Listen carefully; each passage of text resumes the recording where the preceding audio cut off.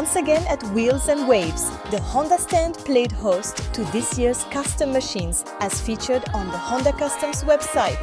For 2025, it was the turn of the Honda GB350, and we saw an incredible collection of customized GB350s, everyone showcasing how good the GB350 platform is for customizing. Alongside our stand was world champion sand sculptor Steven Laza, who crafted a Honda GB350 from sand. The detail was amazing, fitting in perfectly with the event. And whilst the GB350 is great to look at, it's even better to ride. As our media and influencer guests found out during their ride throughout the French countryside and coastal towns, including the beautiful city of Bayonne. Before heading back to the event, they gathered some great video footage and photos along the way.